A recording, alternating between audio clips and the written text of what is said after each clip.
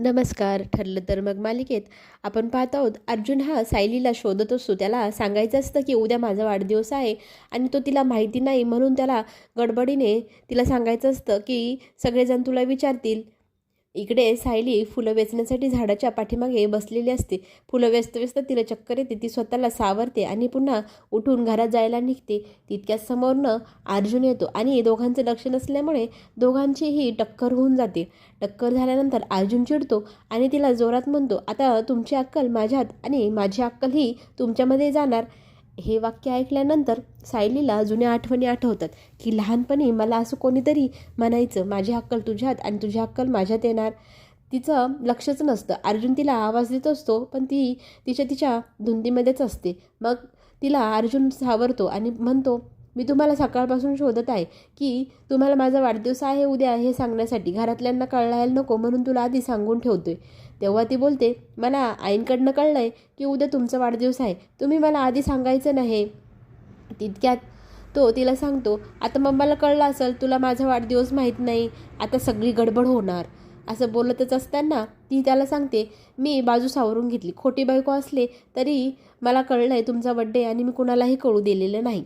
मग अर्जुनला आनंद होतो. तो बोलतो, तू किती हुशार आहे, मला तुझ्या हुशारीची खूप कौतुक वाटतं. ब्रिलियंट असं म्हणत तो तिला सांगतो, तुम्ही तर सकाळी मला बोलत होता की मी तुम्हाला गिफ्ट देणार नाही, आता तुम्हाला तर कळलं आहे, मग तुम्ही मला कसं गिफ्ट देणार. तेव्हा ती सांगते, मी तुम्हाला छानशी बड्डेची गिफ्ट देणार, रात्रीपर्यंत तुम्ही वाट बघा. तिला पुन्हा लहानपणीच्या आठवणी आठवतात. तिच्या कानात आवाज गुणगुणतो. तिच्या धुंदीत पुन्हा चालू लागते. तिला अर्जुन आवाज देतो आणि म्हणतो, काय होतंय. ती बोलते, मला थकल्यासारखं होतंय. तिला तो घेऊन आतमध्ये जातो आणि सांगतो, नाश्ता करू म्हणजे तुम्हाला बरं वाटेल. इकडे रविराज फुलांच्या कुंड्या आणले आहे त्या गार्डनमध्ये लावण्यासाठी बसतो आणि तो सांगतो, प्रतिमेची आपल्याला माहिती मिळाली आहे की ती आता आपल्या आसपासच आहे, ती लवकरच घरी येणार याचाही मला पूर्ण विश्वास पटत आहे.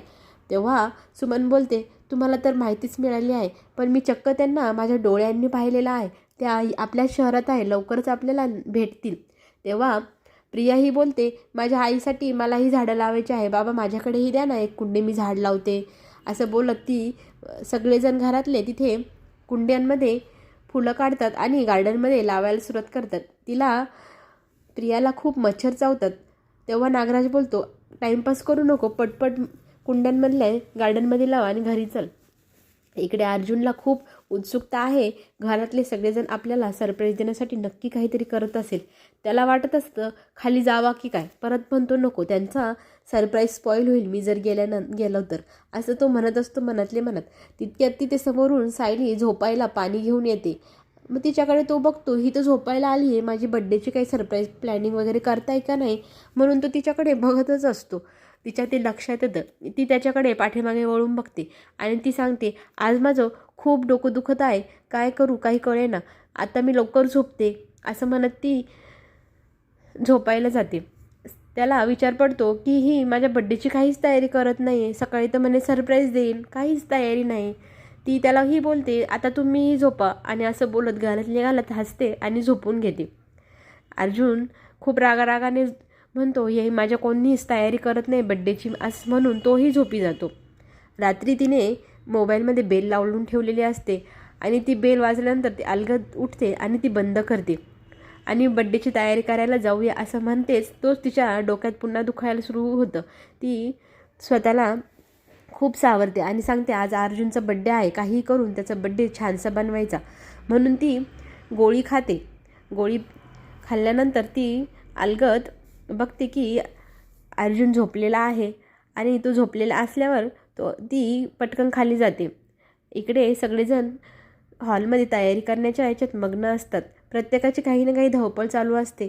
सायली ही केक बनवण्यासाठी घाईघाई किचनमध्ये जाते. आई अश्विनकडे अर्जुनचे छान छान फोटो देते आणि म्हणते, आता ह्या फोटोंचं काय करणार. तेव्हा अश्विन सांगतोय की वहिनीने छान आयडिया दिली, इथे पाठीमागे दोरी बांधायची आणि हे सगळे फोटो तिथे अडकवायचे. तेव्हा कल्पनाला खूप आनंद होतो की सायली किती छान वाढदिवसाची तयारी करते, आपल्याला तर हे सुचलं पण नसतं असं प्रताप बोलतो. इकडे सायली केक बनवत असते पण तिच्या राहून राहून डोक्यात खूप जोरजोरात दुखत असतं. ती स्वतःचं दुखणं विसरून केक बनवायची तयारीत असते. तेव्हा अस्मिता तिथे हॉलमध्ये येते आणि झोपलेली असते. तिला बाबा सांगतात, उठ आणि पटपट फुगे फुगवायला मदत कर बरं. इकडे केक करण्याच्या तयारीमध्ये सायलीच्या डोक्यात खूप दुखत असतं आणि तिच्या हातातनं भांडं खाली पडतं आणि विमल ते बघते आणि ते भांडं उचलून ठेवते. ती विचारणा करते की तुम्हाला काय होतं आहे का. तेव्हा सायली म्हणते, माझं काहीही नाही दुखत, थोडंसं डोकं दुखतंय पण मला बरं वाटत आहे. तुम्ही हॉलमध्ये जाऊन सगळ्यांना मदत करा, तर मी इकडे सांभाळून घेते. चैतन्य वाढदिवसाला जाण्यासाठी तयार होतो आणि तो साक्षीला म्हणतो, आता मी येतो वाढदिवसाला जाऊन. तितक्यात त्याला फोनही येतो अश्विनचा. तो बोलतो की मी लवकरच निघतोय, तयारी करत आहे. पण अश्विन त्याच्यावर खूप रागवलेला असतो. इतका उशीर होऊन चालला आणि तू अर्जुनच्या बड्डेची काहीच तयारी करायला मदतही येत नाही आहे, लवकर ये असं तो सांगतो. इकडे साक्षीला चैतन्य सांगतो, मला वाढदिवसाला लवकर जावं लागेल, नाहीतर अर्जुनला आपल्यावरती संशय येईल. असं सांगत तो साक्षीला सांगतो, मी लवकर जाऊन पुन्हा वापस येतो. आणि साक्षी ॲक्टिंग करते, हो तू जा आणि लवकर ये.